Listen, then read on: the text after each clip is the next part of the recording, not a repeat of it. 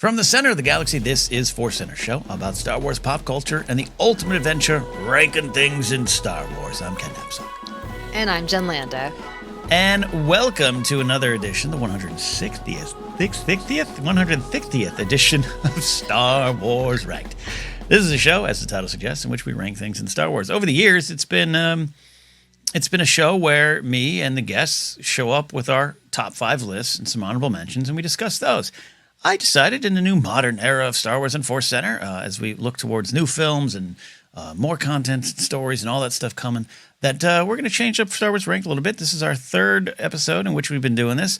I have some ideas to support the topic, some candidates, some nominees, and then Jen and I will work together to create a top 5 list. And today we are doing our favorite Star Wars outfits - original trilogy. Jen, your overall thoughts to outfits in Star Wars and how you've been liking this format. And oh my gosh, there's too many choices.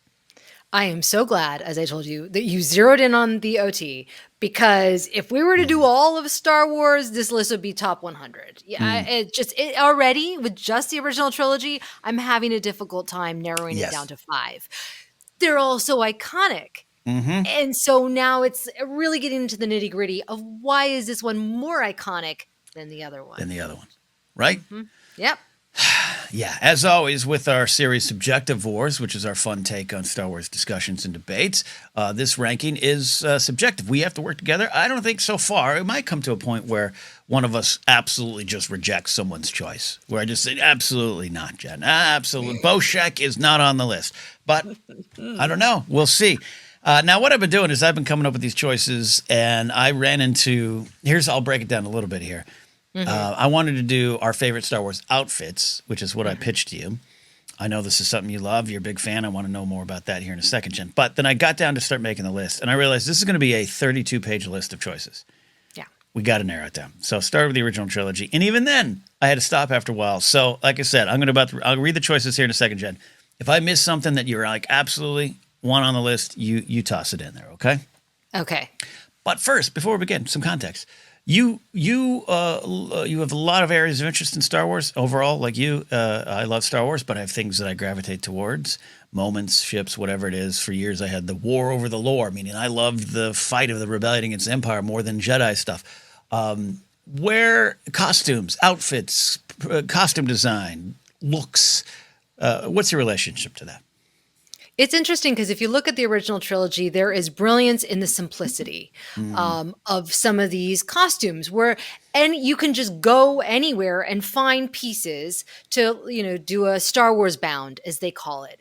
And that's kind of wonderful that you could just put on a white shirt and a vest and suddenly you're Han Solo, or a cream shirt, tan shirt, whatever. Yeah. But then you move to the prequels, and that is like next level intricacy, beautiful designs and textiles and, details and beadwork and whatever. But then you see, and I'm like, there's no way anybody could do that. And then you go to Star Wars Celebration and you see people there. It looks like totally screen accurate, gorgeous gowns. So that's a wonderful thing about Star Wars, are all the cosplay possibilities. Cosplay possibilities, and that's been a part of your life, like you said there. So, interested to get your takes versus my. I think the closest I've come to cosplaying is I have some Han Solo pajamas. What do they look like? They're his pants. He's got a blaster on the side.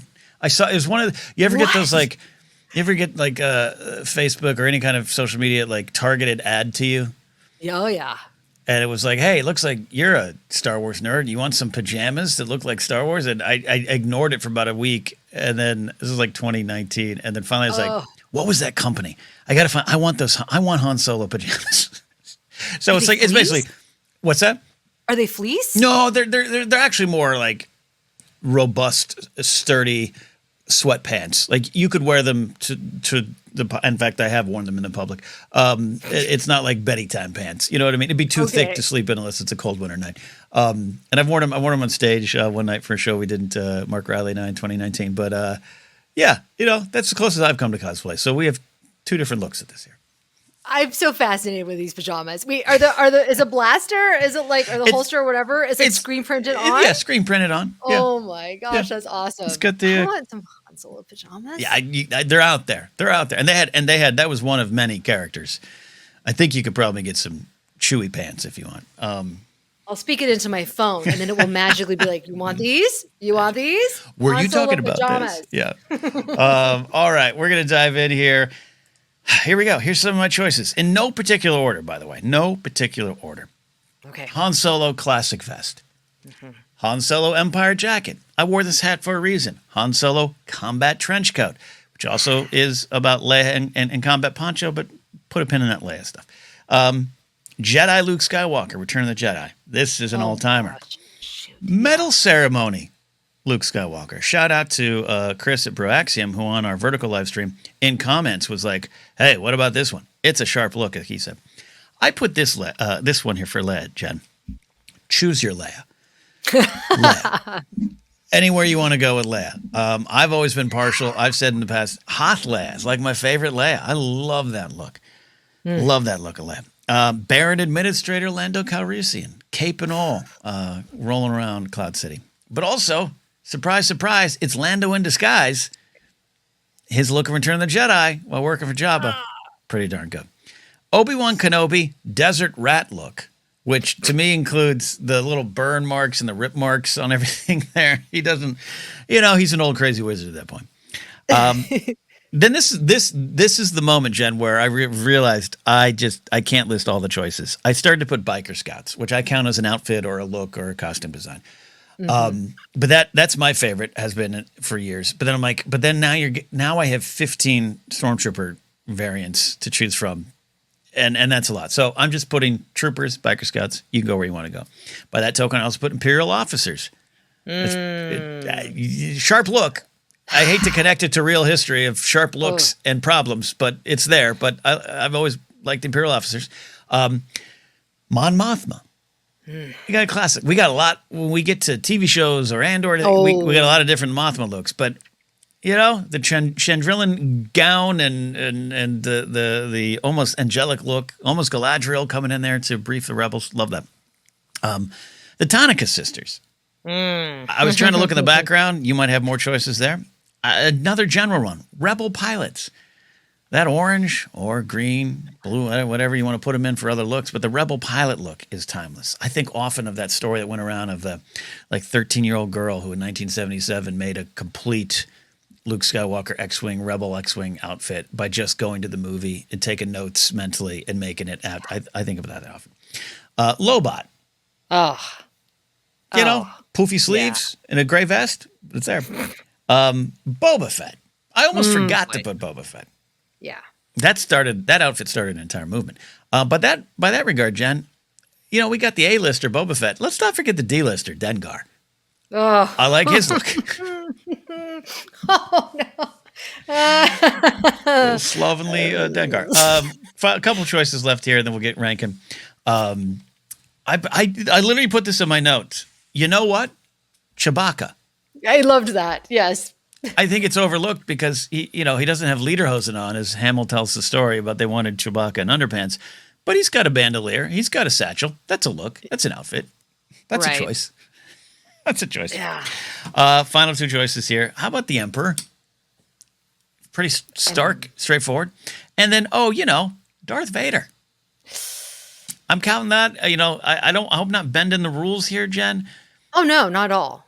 But these are looks. These are outfits. This is costume design. This is the look of these characters. So that one's pretty timeless. But it's so timeless that I think it might get overlooked. So we'll see.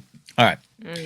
That's kind of where I went here, Jen. But that's some of the choices. Am I missing anyone in a way that you have to say it now, or do we cover a lot of the bases?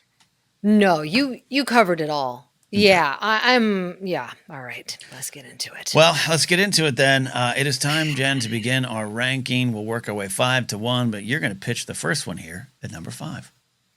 I wanted to come in with a solid choice this time as opposed to last time where I was waffling. But then now, hearing you say it, now I'm back. You're back, That's why I'm a Libra, as some might say. Okay, so my initial pick was Boba Fett because... Yeah. I mean, look, for years, all he had going for him was his cool look. We didn't really know Right. much about the character, Right. and it was that did a lot of legroom for that character as Did. his aesthetic, A right? lot of heavy lifting. Yep. Yeah, a lot of heavy lifting, and it's iconic of what we now know as Mandalorian design. Mm-hmm. But then, if I'm thinking about impact, and this might be too specific to our generation, but seeing Luke in Return of the Jedi in the black outfit, when he shows, it signaled that he was different, that he had grown, that he was the cool goth kid coming back, right? So I'm torn because I can recognize both outfits. But if somebody were to see Luke Return of the Jedi black outfit, would they know? Maybe with a lightsaber they might know, right? Okay. But they're going to know Boba Fett is Star Wars. Okay. I'm going back to Boba Fett now. So, okay. I sat back and let you talk yourself into circles, and I loved watching. This is the show. This show is about showing our math. And you're putting Boba Fett at number 5. Oh, well, listen. I don't know. I don't I'm know. not disagreeing. I don't know because it's like I love all these characters and I can justify why. Here's what I like about Boba Fett at number 5. And then maybe I'll say what I don't like about Boba Fett at number 5. What I like about it at number 5 is it is absolutely a timeless Star Wars design. It inspired so many things. We're still dealing with the legacy of his look today. When I say dealing, I should say enjoying the legacy of his look today. It inspired not the 501st, but the Mando Mercs. It inspired so many cosplay events and people, brought communities together. But I do agree with you. For far too long, it was doing the heavy lifting of that character. Yeah. And it gave you a little bit of his history. It gave you a little bit of his accomplishments, if you want to call them that, with the Wookiee braids and everything. But it didn't tell us a lot about him. The stories had to do that later on. Where a lot of the other designs do tell you about the characters. But again, this is we're splitting hairs here. So that's why I like it in front. But I wouldn't mind seeing it higher. Oh, okay. You want to see it higher? Okay, maybe. Who would you maybe put at 5? No.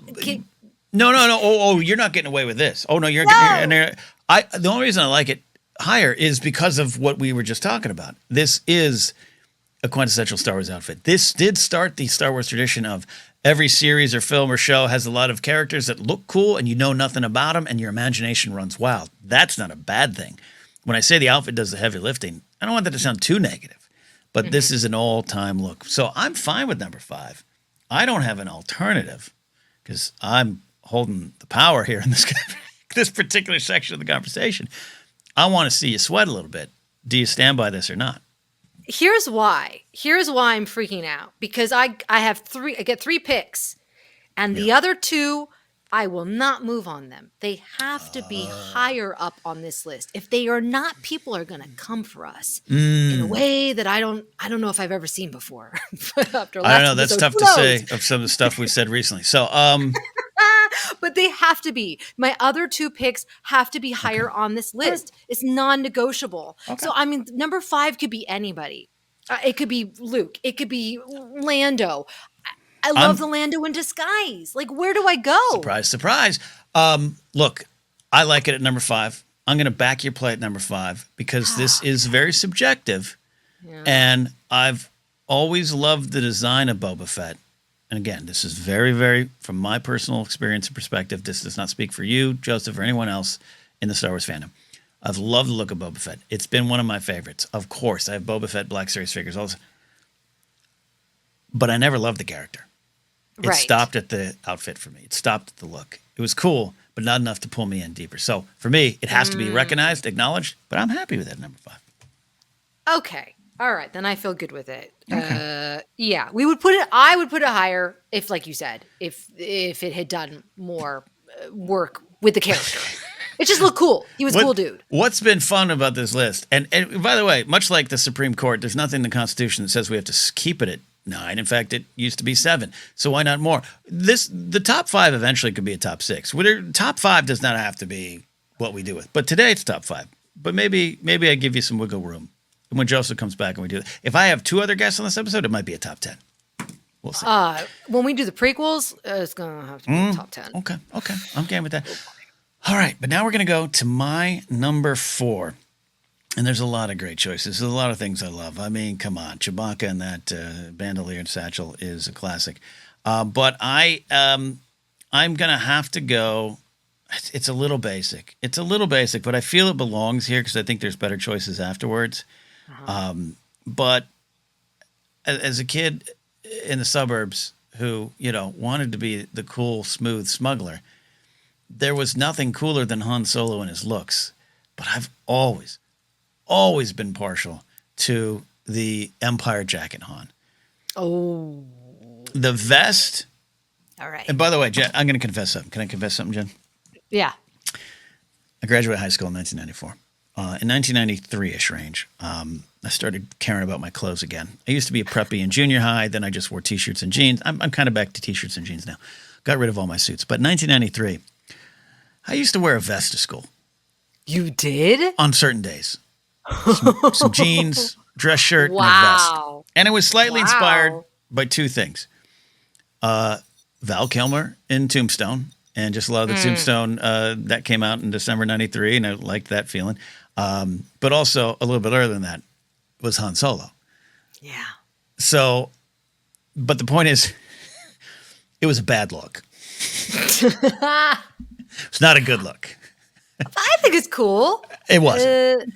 It's the 90s. Yes, it was the 90s. I think I wore vests in the late 80s, 90s. Yeah, absolutely. So that's on that alone, that personal experience. My number 4 pick is Han Solo Empire jacket. Do you agree, disagree? Where do you push back if you do?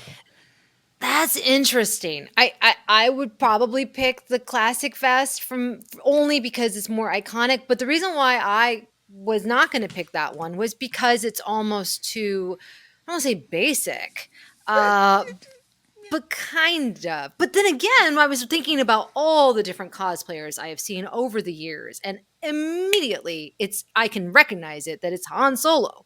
No, whether they're a baby or an older person, is a recognizable costume. It was such a good look that Lando took it at the end of Empire. Right. But the Empire jacket is actually like a more stylish choice. It's cool. Somebody could wear it right now, the whole outfit, and they would look great. Right. So and it started a tradition. We love Star Wars jackets. We love Star Wars capes. That might come up. Who knows? But we love Star Wars jackets. Poe Dameron, that lip bite as he passes the jacket to Finn. Looks good on you. Like, jackets are big in Star Wars. We love them. I think Solo Star Wars Story introduces some great jackets into the Star Wars jacket canon. But I think it begins with Empire Han. All right. Though I know there's Medal Ceremony Luke. A lot of people say, well, the cool jacket started with there. And I'll say, did it? Didn't. I think it's Han. No. Han, for sure. Han, yes, his jacket is much better. Okay. Yeah, all right. That's right. So, number 4, Empire jacket, Han Solo. But that means, Jen, we're up to you can't be pushed off, number 3. And I don't even like putting this at number 3, to be honest. It could be number 1, but I'm going to argue why it's not number 1. And this is tough because you could be putting this one at number 2 for all I know, but I can't chance that. I can't chance that you're not going to have this at number 2. Okay. I have to include classic Princess Leia from A New Hope, the white dress. Now, the reason why I'm not putting it higher is because it's not just the dress, it's the buns. It's her hairstyle. The hairstyle does a lot of heavy lifting because you can wear the white dress, and I found one for my 5-year-old. It was a white dress and it had the silver belt, and that looked pretty good.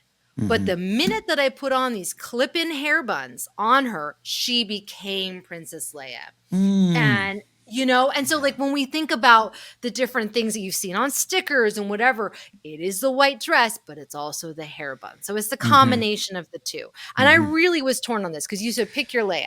And Yeah. I was gonna do Jabba the Hutt Leia. Hutt Slayer? No, Yeah. that was not on my list. No, Okay. but I did think Ewok Leia, Yeah. Endor Leia, if you will, with the hair flowing and the beautiful brown Yeah. dress and her sandals. Yeah. But that's more about the context of that scene that gives that outfit meaning, right? Mm-hmm. So I said no to that. Okay. Empire Leia is so cool with the vest and the all Yeah. white and Hutt right? Slayer. Oh, Hutt Slayer's Hoth Leia's timeless. timeless. No, it's my favorite. That's my favorite Leia look. And you mentioned Hutt Slayer Leia and Steel Bikini Leia, however you want to refer to it. Well, there's one way I don't like to refer to it anymore, but that one is pop culture classic, right? And it's moved on. And I agree. It is. I was a straight boy from the suburbs. Steel Bikini Leia. I had questions and it had answers for me. All right, like. I don't want to. I can't separate that from the conversation. Yeah. But however, as I grew up, all the cool straight boys in the suburbs knew, and the cool girls in the suburbs knew, by the way, too. It was Hoth Leia that was the better Leia. Yeah. Like yeah. barking orders, surviving, running from Han. Running from Han. You get to your transport. Like that's the best Leia. However, okay, with all that aside, confessing my youth in the suburbs. Leia, classic Leia. Look, I'm a big Beatles fan, like a lot of folks. I always find it weird when some folks are like, "Oh, my favorite era of the Beatles is like '62 to '63." It's like, what? I mean, yeah, they changed the world, but what? Like, you got Revolver, Rubber Soul. Like, you got to go towards the bright colors. What are you doing? But the mop tops, it put them on the map. What you're describing with hair bun Leia. Mm-hmm. Becomes even a bigger. It's a bigger pop culture phenomenon than the Steel Bikini. It is timeless. And as you're talking, rest in peace, Carrie Fisher. Such a loss. But that 2017 tribute, Billy Lord comes out and everything. They ran that video, and I've mentioned this before. I think you and I have discussed that you can go to the Star Wars YouTube channel, type in the Princess Leia Carrie Fisher tribute. It's about 5 minutes. It brings you to tears. It's got so much great stuff. But at the end, and you got Gwendolyn Christie talking about the legacy of Leia and everything. The thing that brings it home and really starts to kind of make my eyes well up is they have like we're talking like a 4 or 5 year old girl holding parents' hands, skipping down the convention floor, and they're talking about the legacy of Leia, and it's exactly what you're describing. Yeah. It is the clip-on buns. It is the dress. That's Leia. And so to see that video, as tears streamed down my eyes and going, yeah, that's what it means. It would work if it's Bespin Leia. It would work if it's Hoth Leia. You pick your Leia. And now we have more films with more Leia outfits to choose from. But it is that. That's when you become Leia. Yes. And you're so right. Because to me, when my daughter, she had a different costume that she had picked for Halloween. And I think she was worried that people were going to make fun of her. And she wanted to be something like a princessy, but not Disney princess. And she thought, she's seen Return of the Jedi, she's seen all the different Leia outfits. She chose Princess Leia because it evokes the regal aspect, the princess aspect, but also strength. Also that take charge attitude, the self-rescuing princess. And that's what my daughter gravitated towards. And that's what so many people have gravitated towards, that you can be tough and strong and make the plan happen and still look gorgeous in this beautiful white dress with this fancy hairstyle, right? Mm-hmm. That to me is like quintessential Princess Leia, and why her legacy is still, living on. I love it. And Carrie Fisher as well. Yeah, absolutely. Mala agrees as well, too. Speaking of great designs. All right, so that is that. So now we are up to my number 2. Oh, my gosh. I kind of was angling at Leia here. Oh, man. This is a fun... I don't want to make this a competition, but I'm sometimes so worried. Like you've said before, Jen, if I go one way and another thing is left off the list, how much do I trust you to put that one thing on the list? This is beyond troubling. Okay. Man, my number two, Jen, is going to be, I'm so stuck. I'm so torn. I'm sorry. I boxed you in. No, it's great. It's great. This is the fun. This is the pain. I'm going to go, God bless it. I'm going to go Darth Vader. Uh-oh. You can push back. Go ahead. Okay. Go ahead. Hold on. You can push back. No. If I've stolen the cards from your deck, this is a negotiation. Okay. Not an aggressive negotiation. It's a negotiation. I think Vader at number 2, but in a weird way, he's so iconic. Like I said earlier, I almost didn't add him to the list. I overlook him. But I don't think you've. Oh, now I'm talking out loud. I don't think you've ever crafted a more iconic movie character design than this character. Yeah. So maybe he needs to go at number 1. I'm trying to send you telepathic vibes. Okay. Tell me why he shouldn't be number 2. To me, the thing about Vader is that you can show the outline of his figure and know that it's Star Wars. You can see a silhouette of him and know that it's Star Wars. He is so iconic. He represents pulling from obviously other cultures and the past and making it. And it's bizarre. It shouldn't work. It could come across as silly, some might say, right? But it works and it's brilliant. And it is, out of all the costumes, I think that one is. But I don't know. Maybe I'm wrong. Because what would you do for number 1? Here's what we're gonna do. This has been great. Because I've been wondering, are we ever going to get on this show, as I've done this revamped version, where there's legit pushback? And I think we both have some cases made here today. Yeah. I'm going to move on. I'm going to retract my Vader. And it sounds like you might have a thought of where to put him. I'm going to retract my Vader. Okay. All right. Okay. Unless you have another option. What if we reopen number 3 and push Leia? No, I think we've moved. I think the vote has been cast. Here's where I'm going to go. Here's where I'm going to go. Number 2. Here's an alter. How about this, Jen? It's an alternate number 2 pick. Okay. All right. And this is a maybe out of left field pick, but go with me here. I pitched this one in honor of our friend Joseph Scrimshaw out making his first feature film, Dead Media. Go to josephscrimshaw.com to support the film. Obi-Wan Kenobi, Desert Rat. Here's why. Yeah. It is classic Star Wars. It is carried on. We now look at that as the Jedi robes. There's obviously a discussion that, hey, growing up, we thought he was just kind of dressing like the farmers in the area and kind of going under disguise. But, hey, it turned out to be a little different. George has some different thoughts on that. And I'm thankful for that. Love Jedi robes. But the Desert Rat Kenobi, which, by the way, is not an official designation. It's what I'm saying here today. But, Tatooine Kenobi, as we find him in New Hope, is quintessential tip of the iceberg storytelling design. It is simple. It is designed to be a humble warrior monk from a time gone by. You don't know the story. You're supposed to overlook him. He's supposed to almost fade into the background. He's got the tones of the color and the tone of sand in the desert anyways.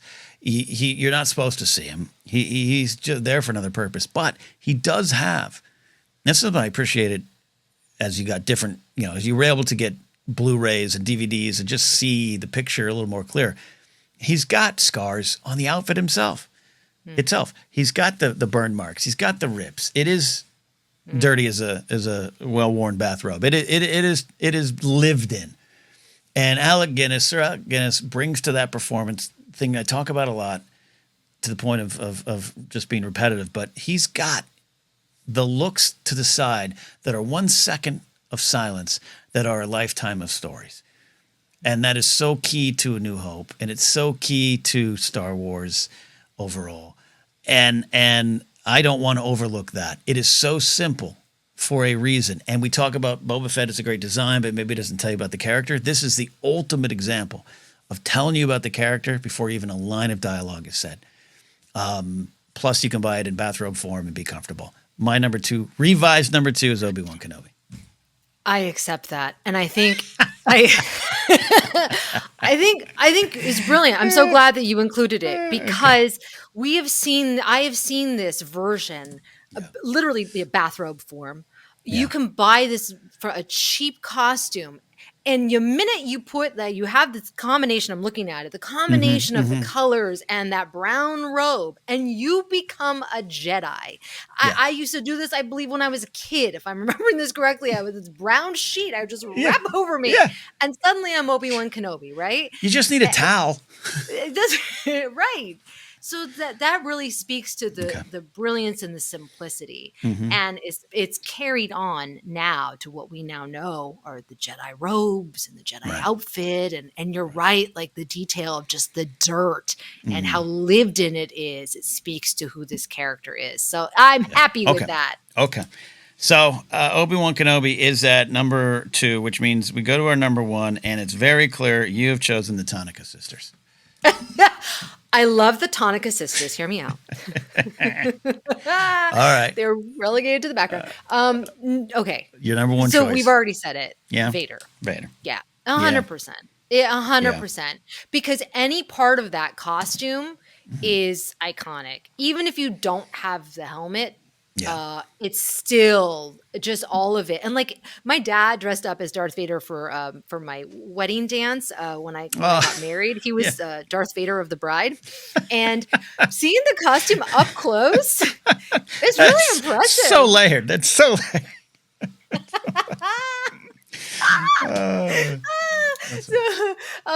But like the quilting of it, right? And then like what it says about the character and like how the character is trapped in this suit, and yet it also keeps the character alive. Like there's just so many interesting details, and it is quintessential Star Wars. Yeah, I almost feel we tipped the cap. That's as I was speaking.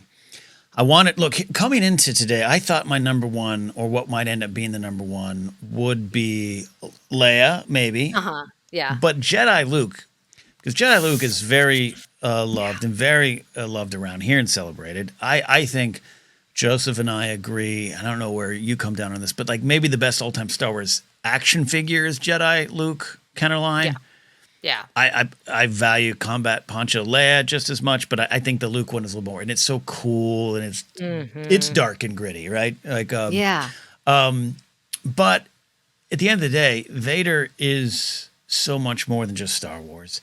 It is, and as I was saying that out loud, thinking, well, it's the example. It is the ultimate Star Wars thing. It's Vader, and here's a weird example.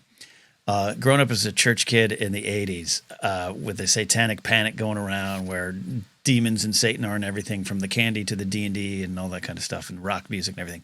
There was a sermon I was at on a Sunday morning was at, and the pastor talked about how society is just, worshiping evil and all this kind of stuff. And I'm not saying that's right, not saying it's wrong. I'm just saying that was what's going on. And he put up a picture. It was like a slideshow. And it was a picture of Darth Vader, but it wasn't Vader. It was just the shadow of like a helmet, And here I am. I'm probably 10 or 11 sitting in there. And I'm not thinking, oh no, I'm thinking, hey, Vader. So even when he tried to remove the Star Wars from the Star Wars, the shape of Darth Vader's helmet, the image, it's Star Wars. It is not just timeless. It is the franchise in a lot of ways. Yes. And it's a good bookend to have Boba Fett at 5 and Vader at 1, because Vader looks cool, but Vader has the substance of the costume that we're looking for. Yeah. And it means something. And just anytime you hear a performer talking about, whether it's Hayden demanding to wear the armor in Revenge of the Sith, right? Like, no, I'm getting in that thing.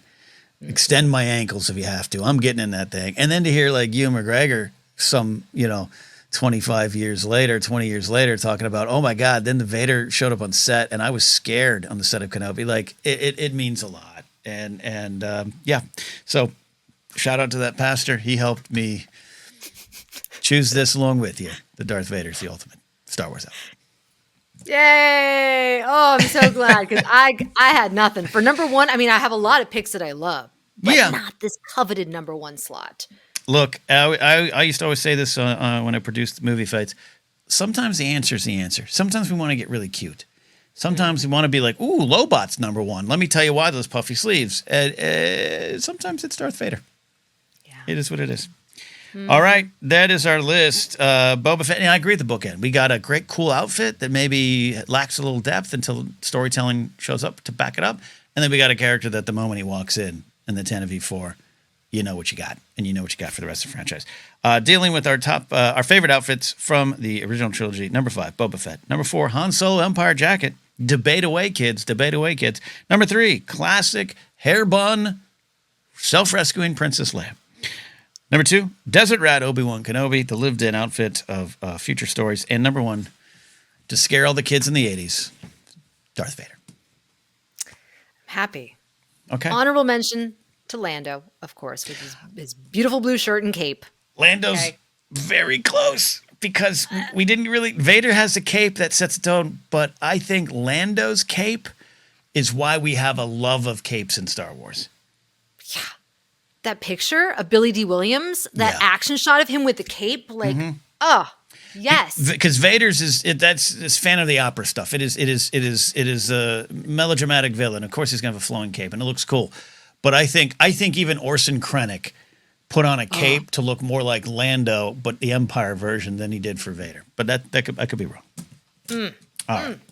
Honorable mention got snuck in there. This is what we do. It is Star Wars Ranked. I hope you guys are having fun. And, of course, as always, if you're watching on YouTube, you better believe we want your comments down below. Put your ideas in there. If you're listening on the podcast form, reach out on social media. Go to Blue Sky. And when I put this episode up and promote it on Blue Sky, comment down below with your choices as well.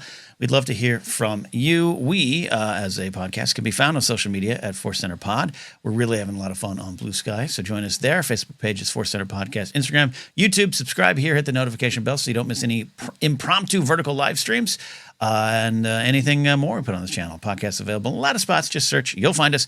And merch is available at tpublic.com/user/ForceCenter and Fourth Wall. You can go get our links down below on the description on YouTube, patreon.com/ForceCenter so you can support us. Find me at Ken Napzok or go to my website, kennapzok.com. I'll have information on a big comedy show in LA January 10th. I'm headlining an event at Flappers in Burbank, and some familiar names will be on it as well. Jen, where can they find and follow you? That's cool. You can see some of my Star Wars costumes on Instagram at Jennifer Landa, Blue Sky, TikTok at Jennifer Landa 1138. There it is. All right. That's it for this week. Star Wars has been ranked.